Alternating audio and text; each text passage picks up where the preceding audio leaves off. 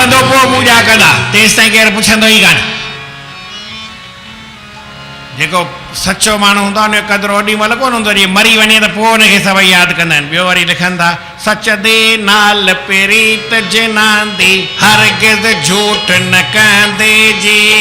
सच दे नाल प्रीत जिनांदी हरगिज़ झूठ न कंदे जी पहाड़ वांग हमेशा कायम लख लख चोटा सहंदे जी पहाड़ वांगे हरदम कायम लख लख चोटा सहंदे जी पहाड़ वांग हमेशा कायम लख लख चोटा सहंदे जी पहाड़ वांगे हरदम कायम लख लख चोटा सहंदे जी अतुर मुश्क दे गाहक जहड़े भंगिया कौल की बहंदे जी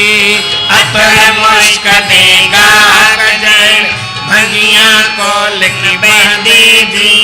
धर्मदास मनसूर सूलिया कहंदे सच न मुड़ंदे जी धर्मदास मनसूर सूलिया कहंदे सच न मुड़ंदे जी प्रेम सां चओ श्री राम सतनाम साखी सतनाम साखी सतनाम साखी सचे माण्हू खे माण्हू ॾुख ॾींदा आहिनि उनजी ॻाल्हि ॿुधंदा कोन सम्झंदा कोन उनजी बेइज़ती कंदा आहिनि इज़त वठंदा आहिनि घटि वधि ॻाल्हाईंदा आहिनि पर जे जीअरो आहे तेसि ताईं उनखे पुछंदा ई कान मरंदो त पोइ जीअरे कान जुठियूं पुठियूं मुंहुं लॻाइनि मेला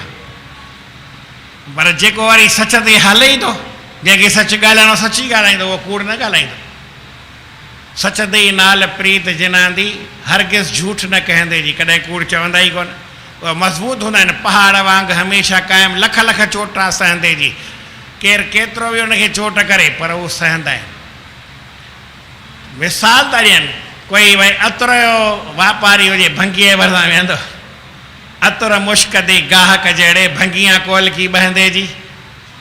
भंगियुनि जे भरिसां कोई वेहंदो पोइ भंगी खणण खे परियां ई धप ईंदी अतर जी उनखे हेर पियल आहे न तीअं जंहिंखे सच जी हेर पियल आहे जंहिंखे सच जो क़दुरु आहे जंहिंखे सच जी ॼाण आहे उहो कूड़ न चई सघंदो मिसाल आहे पको मिसाल आहे केरु चई न सघे चई भई सूलीअ ते चाढ़े त चई मरी वेंदा त मरी वेंदा धर्मदास मनसूर सूलिया चढ़ंदे सच न कहंदे सच न मुड़ंदे जी उहो सूलीअ ते चढ़ी वेंदो पर कॾहिं कूड़ चए इहा ॻाल्हि उन खां न थी सघंदी उहो हमेशह सच ते हलंदो